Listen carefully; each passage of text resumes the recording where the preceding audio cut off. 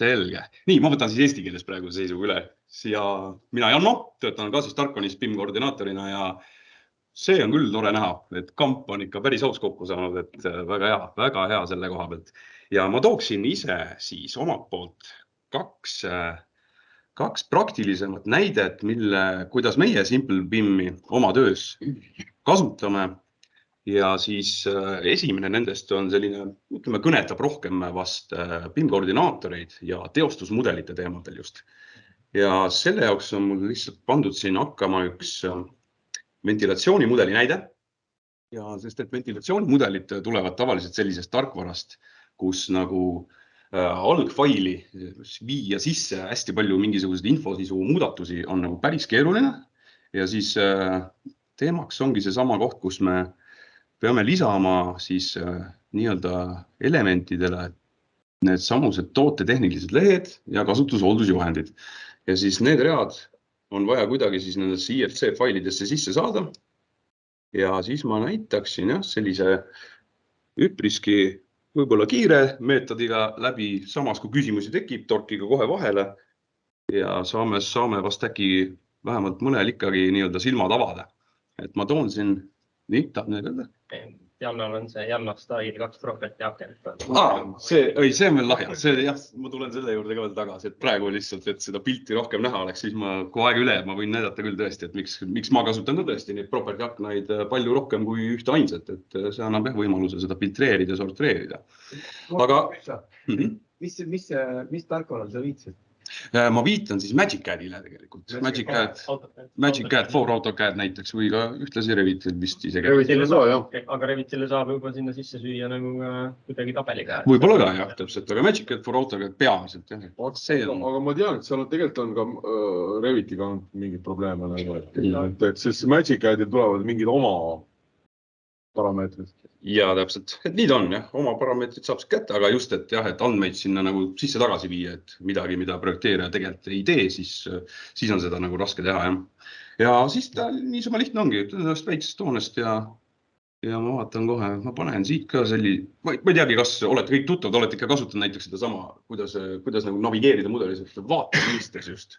Et endal on mugavaks sattunud see variant, et ma panen zoomi nagu peale, et automaatselt valitud element siis zoomib ja ühtlasi ka isoleerib. Et praegu on siin terve pilt, eks ole ees, aga selle näite tarbeks ma näitan teile lihtsalt seda flow controller objekti klassi.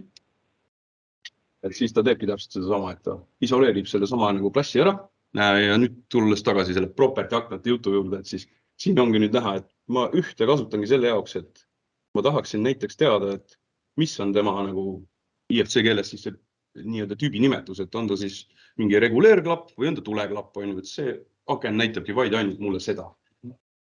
Ja siis näite mõistes ma tahan ära näidata siit selle sama asja, et siis seadmete propertiesed, tooteinfo, kasutushooldusjuhend. Mitte ühelgi seda siis praegu küljes pole, kõik need elemendid selle koha pealt on momendil siis nii-öelda see info puudu. Ja kuidas läheneda selle info siis rikastamisele nii-öelda BIM sheetiga. Et see on siis üks meetod, kuidas meie oleme andnud siis välja need tabelid teostusmudelite infosisu täitmiseks.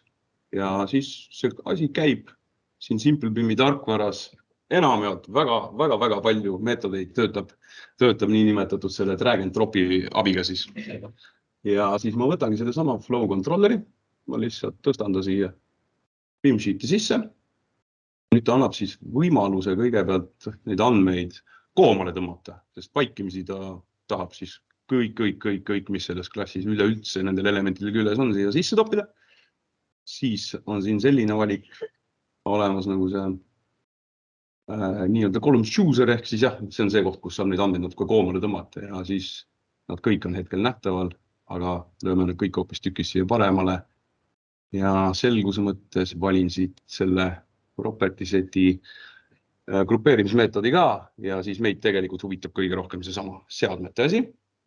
Shifti hoian all ja siis saab teha siit topeltklõpsu ja hüppavad need asjad kõik siia poole nähtavale. Ja nüüd jääb tabelist alles siis see asi, mis meid nagu kõige rohkem huvitab ja täitama ja lõpuks siis tooteinfo, kasutushooldusjuhend. Võib-olla ma no näiteks ma sorteerin need nimetuse järgi veel ära ka. Ja vajutama okei. Paneme ta siia alla veel peitu. Ja siis nüüd ongi nagu see BIM sheet, kui selline ise valmis.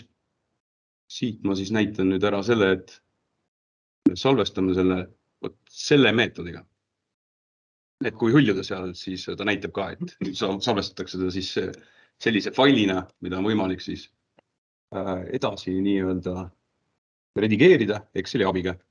Ja siis tal on loogika sees, mudeli elemendid on ühendatud ja pärast, kui me ta tagasi sööme, siis saame need asjad siia külge. Ja Excel lihtsalt on mugavam töötamiseks, eks ole, ja kõik ju teavad ja oskavad ikkagi Excelit ja siis saab siia lisada veel selle asjaga peale, et saab panna filtri külge. Et siis on võib-olla lihtsalt mugavam navigeerida, kui on tegemist ikkagi suurte ja mahukate tabelitega. Saate siin sorteerida nii, kui te ise tahate või filtreerida asju välja nii, kui te ise tahate. Ja siis näite mõttes ma kirjutan siia mingisugused andmed kiirelt sisse. Paneme näiteks niimoodi. Siin põhimõtteliselt ükskõik mida üle kirjutada ka. Jah, tegelikult nii on. See võimaldab siis välja arvatud siis seda rida. Seda ei tohi kindlasti puutuda. Aga kõik muu tegelikult on vaba vali. Andke minna, mis vaja on.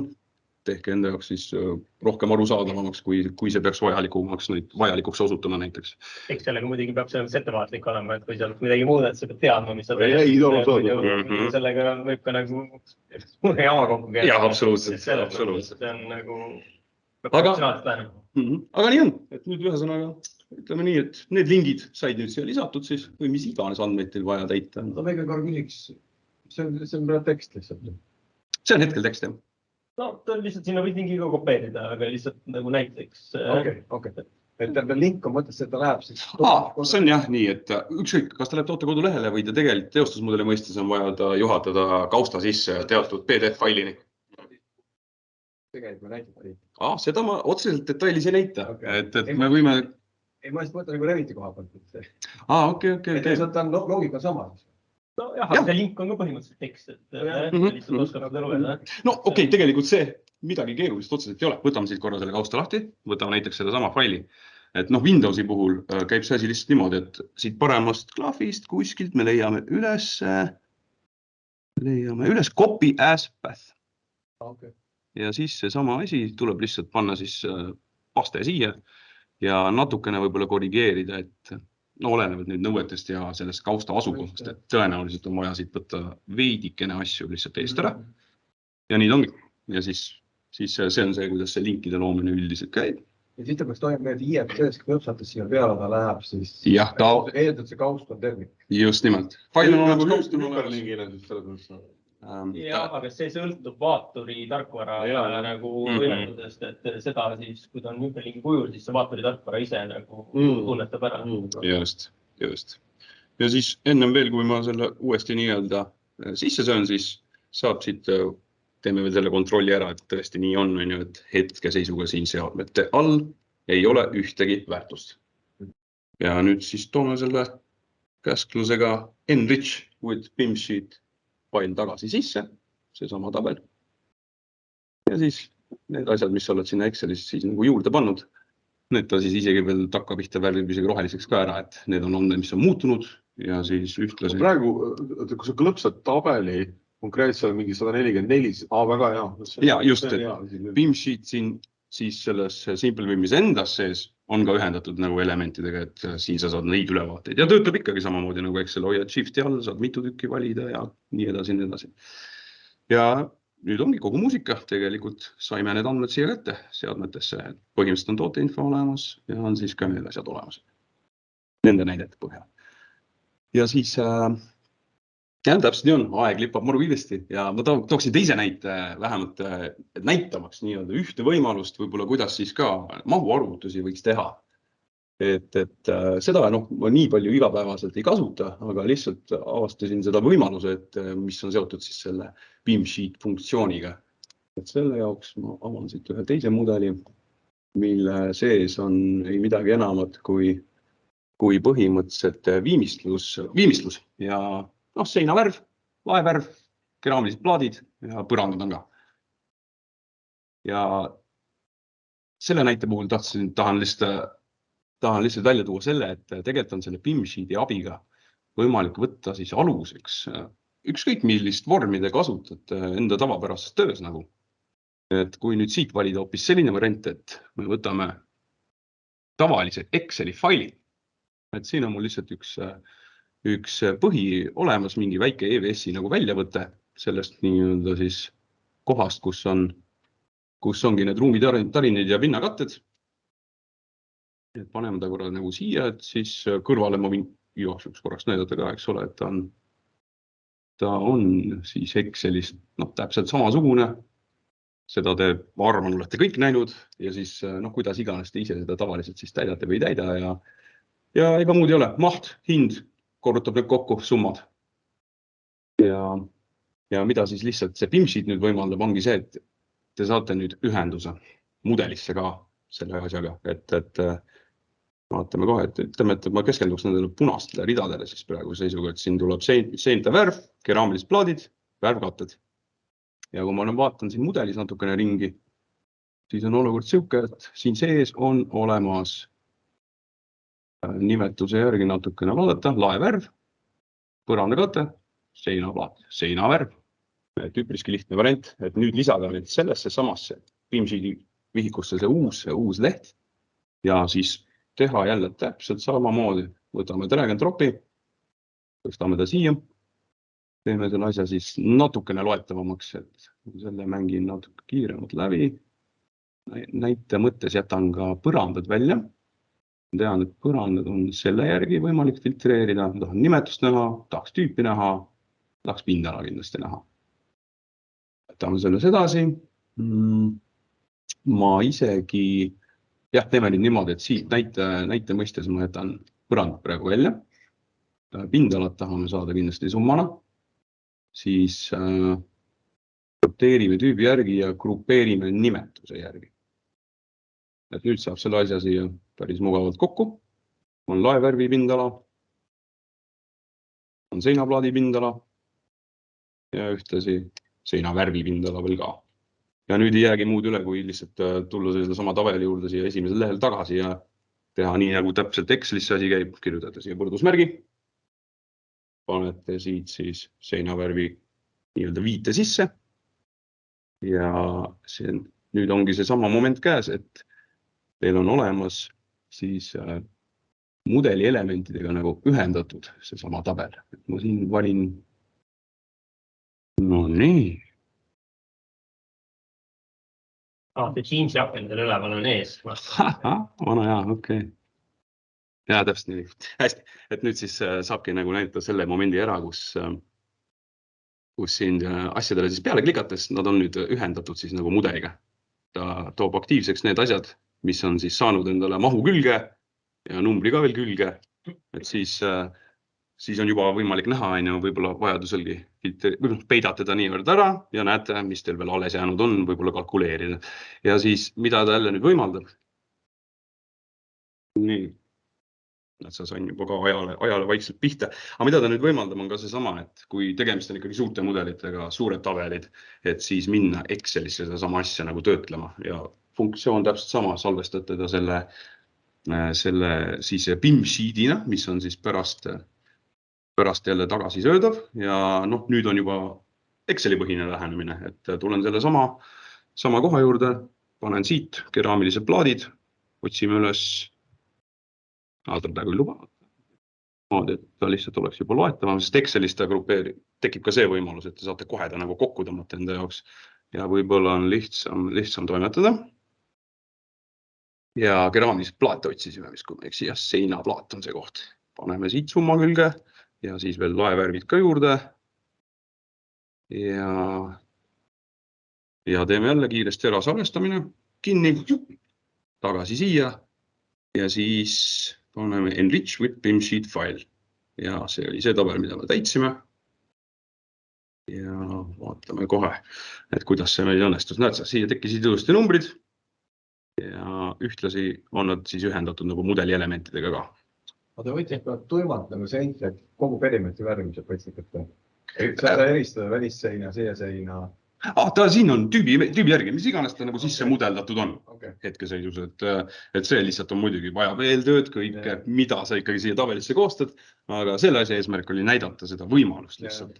Nüüd on sul nagu ikkagi ühendatud elemendid siin olemas, et siis näiteks liikudes niimoodi, et peidame siit selle ära, mis on arvutatud, peidame siit selle ära, mis on arvutatud, peidame selle ära, mis on arvutatud, alles jäävadki kõik põrandakatted näiteks, et siis tööte. Mudel muutub, siis see tabelit saab nagu update. Jaa, absoluutselt. Et ta teab ju ikkagi juba, mis tal on siis nagu, millel on nagu see info juba küljes ära ja kui on nagu asjad lisanduvad, et siis nendele peab nagu natukene uuesti lähenema siiski. Võib-olla sa veel näitad seda, et praegu isegi mitte ainult selle pindalale klõpsates ta ei võta valikusse neid, vaid kui sa võtad need total nagu euromärgid seal. See läks mul ka meelest ära, et ma teen selle mudeliakna natuke väiksemaks, aga nii on, et kõikjal, kus nagu valem kasutab seda sinu viidatud mudelile nagu siis lahtrit, et kõik see nagu on ka ühenduses, et kui sa võtad siit kokkusummad ja võib-olla ka isegi niimoodi, et sa saad siis nagu nii-öelda täieliku ühenduse sellele asjale. See on nüüd puhtalt eelarvest ja tööriist põhimõtteliselt. See konkreetne lähenemine küll, jah. Aga kokkuvõttest on nagu jah, ikkagi mudeli siis nagu andmetega rikastamise tööriist. Niipidi võttes. Sedasi. Aga tõesti, mul iseenesest siis rohkem ei peatuks. Aeg läheb muidu liiga paljuks. Ja need olid kaks nagu meetodid, mida lihtsalt jah, ütleme, et esimest kasutame me kõige rohkem koordinaatoritena. Ja teisena näitasin lihtsalt ühte võimalust, kuidas tegelikult on täna võimalik need andmed ühendada Exceliga. Üks küsimus. Siis sinu pead neid mudeleid uuendama alati, mitte nagu eemaldada ja uuendada siia tõsta. Kui sa näiteks eemaldad IFC mudelist, siis kõik see info kaob ära, eks? Jaa, ikka, jah, et elemendid kustutatakse. No ma näitan seda. Mingid setid on olemas IFC failides, siis sul on vaja alati need uuendada. Jah, täpselt. Ja siis, mis on kogu asja point on ka see, et teada peab olema siuke asi, et ikkagi kõik võimalusel asjad, mis on mudeldatud, ütleme, et see tuleks projekteerijal kindlasti selgeks teha, et mitte kunagi kustutada neid asju, vaid pigem siis kas uuendada neid asju, eks ole. Aga need on jah, sellised detailid. Et lihtne ja muidugi, et see kõik paistab siit nagu selles mõttes lihtne on, aga alati muidugi mudel peab olema selles mõttes ikkagi hea ja kontrolli all. Aga võimalustada. Kui ta mudeldab siis konkreetselt projekteeritustarkvarast, siis ta ju teeb uue seina, ta ei hakka Jaa, need, mis lisanduvad küll, aga kui miskit on nagu selles mõttes nahka läinud, et siis võib-olla on võimalus see, et seda võiks pigem muuta, mitte kustutada ja uut teha. Jah, seda palju tahetada. See on lihtsalt teadmiseks nagu selles mõttes. Kui sa ära kustutad, siis jääb nagu põhimõtteliselt see kustutatud seina parameeter jääb siin tabelisse alles. Nii rida, et selles mõttes midagi hullu teist ka ei jää. Niimoodi. Aga tõesti, hetkel siis annaksin sõna back to you. Jarmo will continue, of course.